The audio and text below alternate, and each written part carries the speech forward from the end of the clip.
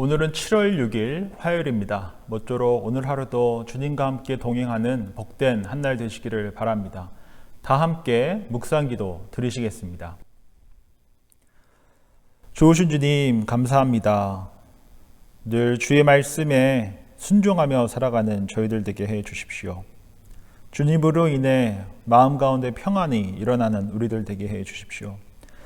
주의 말씀으로 인해 우리 삶에 변화가 일어나게 하시고 성령의 아름다운 열매가 일어나게 하시고 그리하여 우리로 말미암아 세상이 조금 더 맑아지고 밝아지게 해 주십시오. 주의 말씀을 받습니다. 오늘 주신 말씀으로 인해 오늘 하루도 주님과 함께 동행하는 복된 한 날 되게 해 주십시오. 예수님의 이름으로 기도드립니다. 아멘. 다 함께 찬송가 300장 함께 찬양하시겠습니다.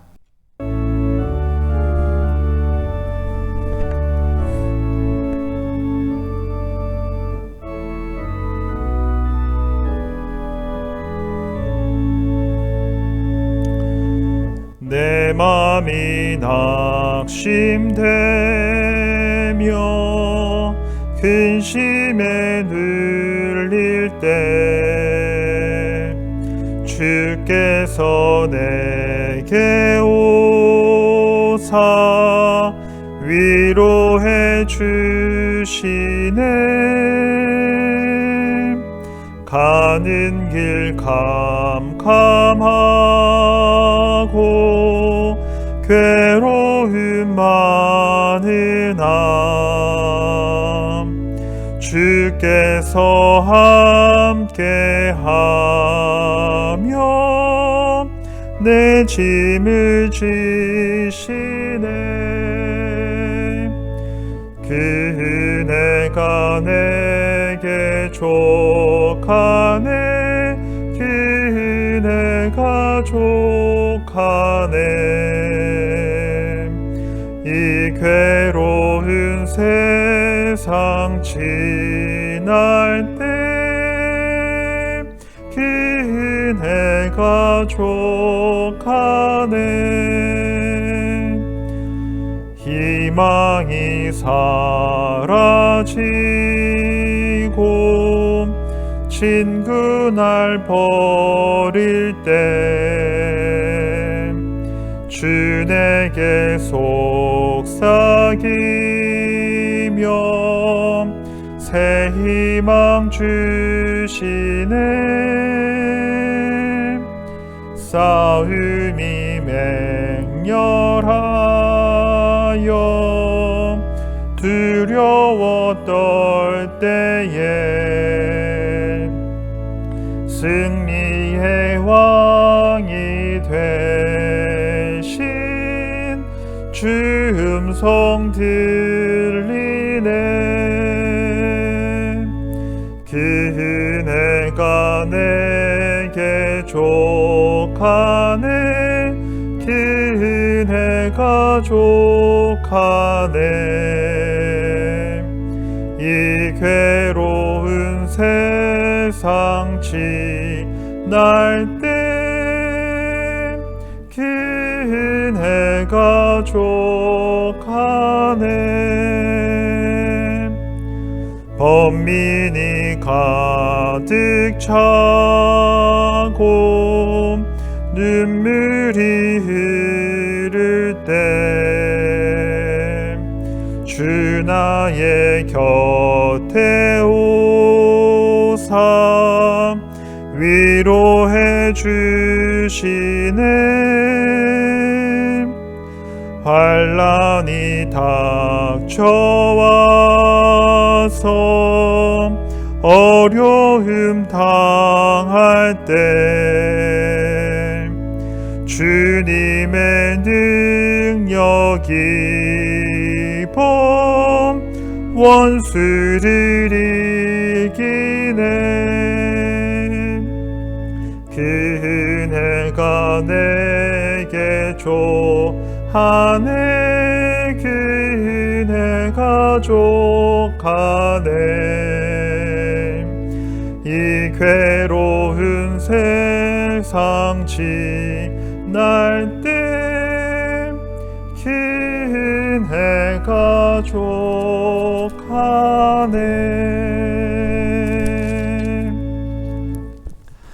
오늘 우리에게 주시는 하나님의 말씀은 사사기 20장 47절과 48절 말씀입니다. 제가 봉독하겠습니다.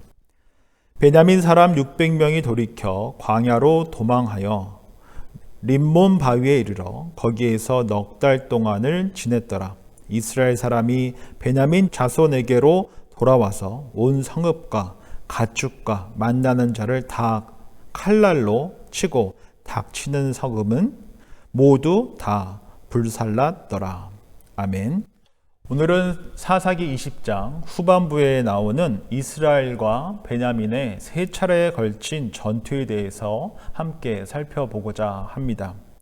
자기 소견에 오른 대로 살아가고 있는 이 베냐민 지파가 자존심을 세우고 집단적으로 이기적인 선택을 하게 된 것이 어떠한 끔찍한 상황으로 몰고 가게 되었는지 함께 좀 더 자세히 살펴보고자 합니다. 먼저 본문을 보면 이스라엘 백성과 베냐민 지파는 세 번에 걸쳐 전쟁을 하게 됩니다. 그리고 첫 번째 전투에서도 두 번째 전투에서도 이스라엘 백성들이 기도도 하고 하나님께 허락을 받았음에도 불구하고 패하게 됩니다. 분명 수적으로도 우세했었는데 이스라엘 백성들이 두 번 다 전쟁에서 지게 됐고 어마어마한 사상자를 발생하게 됩니다. 첫 번째 전투에서는 2만 2천 명이, 두 번째 전투에서는 1만 8천 명이 땅에 엎드러졌다. 총 4만 명이나 죽게 된 것입니다. 그리고 나서 이스라엘 백성들은 울며 하나님 앞에 금식하고 기도하며 화목제와 번제를 드리게 됩니다. 제가 28절 말씀 읽어드립니다. 야론의 자손인 엘르아살의 아들 비느하스가 그 앞에 모시고 섰더라. 이스라엘 자손들이 여쭈기를 우리가 다시 나아가 내 형제 베냐민 자손과 싸우리까 말리일까 하니 여호와께서 이르시되 올라가라. 내일은 내가 그를 내 손에 넘겨주리라 하시는지라. 첫 번째 전투, 두 번째 전투에서 하나님께서 베냐민을 넘겨주시겠다라고 말씀하지는 않으셨습니다. 그러나 이 세 번째 전투에서는 하나님께서 그들에게 베냐민을 내 손에 넘겨주겠다라고 말씀해 주셨습니다.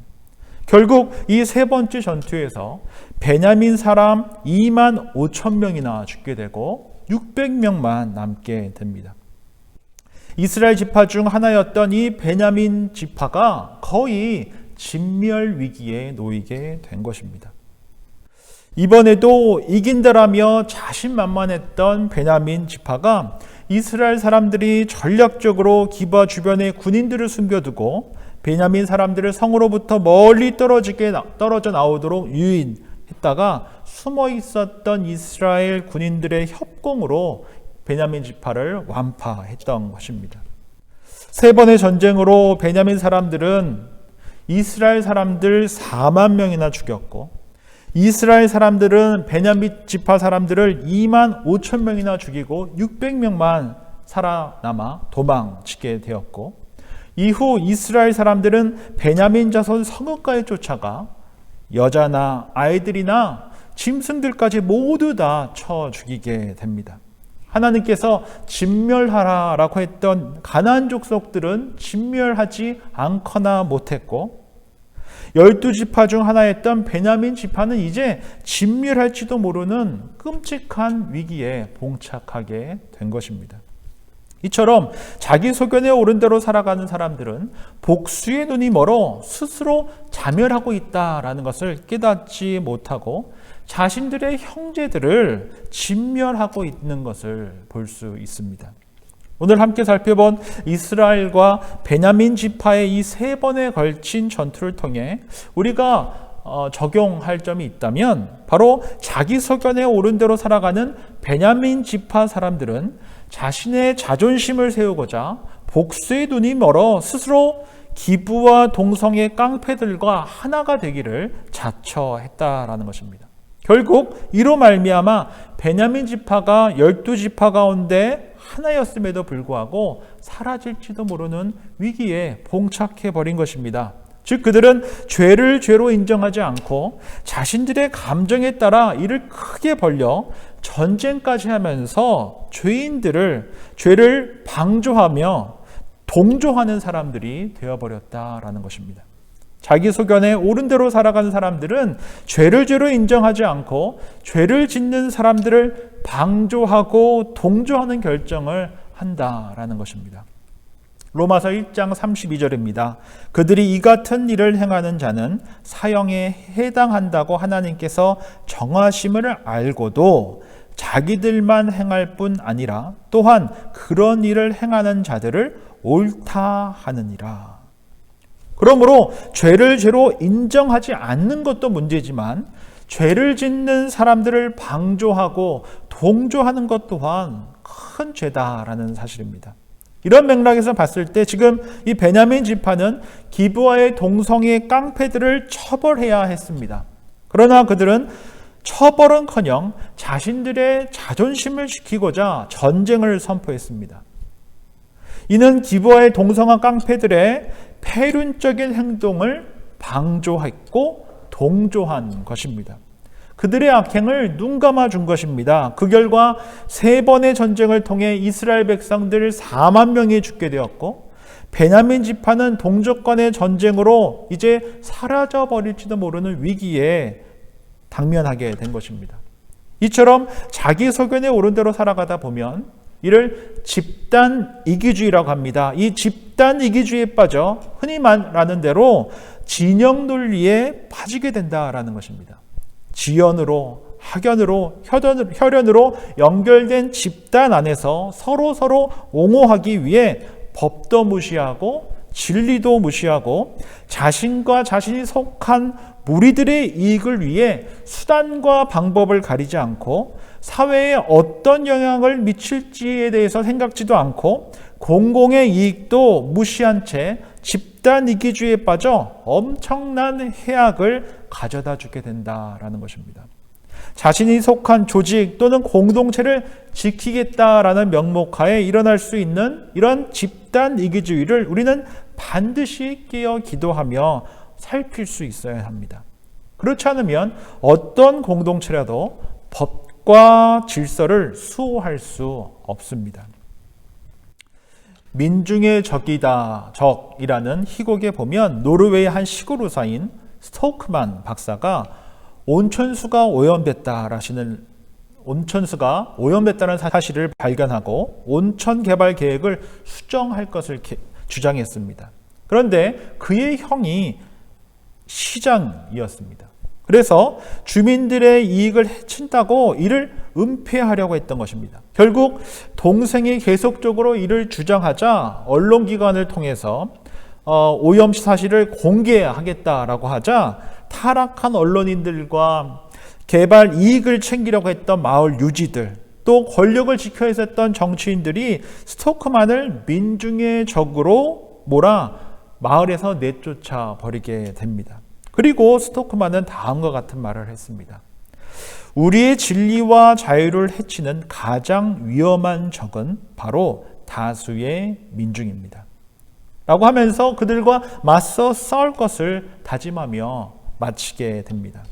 즉 다수라고 해서 무조건 소수보다 옳지는 않다라는 것입니다. 인간은 악하기 때문에 자신의 이익을 위해 자신이 속한 조직을 위해 이런 집단 이기주의의 칼을 언제라도 들어 올릴 수 있습니다. 하나님의 말씀 앞에서 바르게 서지 못한다면 이는 베냐민 지파뿐만 아니라 우리가 속한 어떠한 집단, 공동체라도 이 집단 이기주의로부터 결코 자유로울 수 없습니다. 죄를 죄로 보지 않고 조직 보호라는 차원에서 본질을 흐리게 되며 결코 법도 진리도 없는 무법천지가 만들어질 것이고 더 크고 강한 자들만 살아남는 세상이 되어 버릴 것입니다.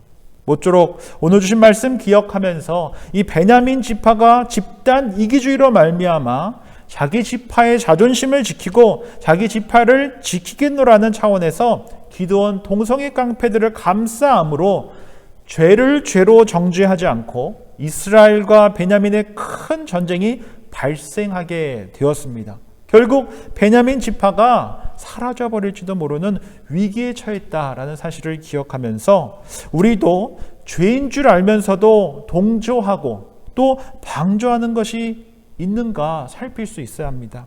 왜냐하면 이러한 동조와 방조가 끔찍한 결과를 낼 수 있기 때문에 그렇습니다. 그리하여 더 이상 우리 기도하는 공동체가, 우리가 소속된 단체가 잘못된 공동체 사랑인 이 집단 이기주의를 멈추고 옳고 그름의 기준이 오직 하나님 말씀 앞에 있고, 잘못했으면 죄를 고백하고 회개하고 돌아와서 주님의 은혜를 구하고 그렇게 새로워지기를 소망하며 살아가는 저와 여러분들이 되시기를 주의 이름으로 축원드립니다. 다 함께 공동기도 드리겠습니다. 오늘 주신 말씀 기억하면서 베냐민 지파처럼 잘못된 공동체 사랑인 이 집단 이기주의가 우리 공동체 가운데 싹 트지 않도록 함께 기도했으면 좋겠습니다. 7월 7일부터 9일까지 수요일부터 금요일까지 있는 우리 여름 성경학교 주 안에서 또 주의 말씀이 바르게 선포되어지고 또 뿌려진 말씀으로 인하여서 우리 다음 세대들이 주의 말씀으로 살아낼 수 있도록 함께 기도할 수 있는 저와 여러분들이 되기를 바랍니다. 함께 기도드리겠습니다.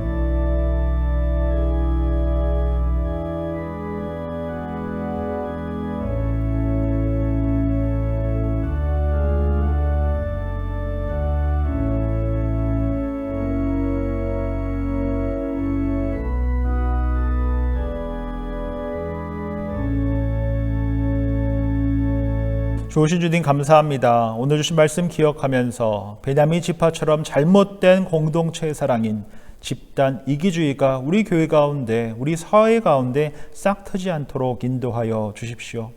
공동체를 지킨다는 명목하에 진리가 훼손되고 법이 무시되며 강자만이 살아남는 일이 우리 사회 속에서도, 우리 교회 공동체 안에서도 일어나지 않게 해 주십시오.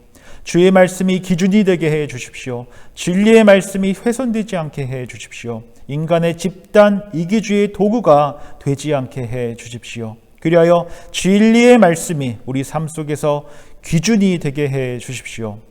오늘 하루도 주의 말씀으로 우리 스스로를 살피며 잘못된 집단 이기주의가 우리 공동체 안에, 우리 삶 가운데 일어나지 않도록 우리 주님 지켜주십시오. 예수님의 이름으로 기도드립니다. 아멘. 하늘에 계신 우리 아버지 이름을 거룩하게 하시며 아버지의 나라가 오게 하시며 아버지의 뜻이 하늘에서와 같이 땅에서도 이루어지게 하소서. 오늘 우리에게 일용할 양식을 주시고 우리가 우리에게 잘못한 사람을 용서하여 준 것 같이 우리 죄를 용서하여 주시고 우리를 시험에 빠지지 않게 하시고 악에서 구하소서. 나라와 권능과 영광이 영원히 아버지의 것입니다. 아멘.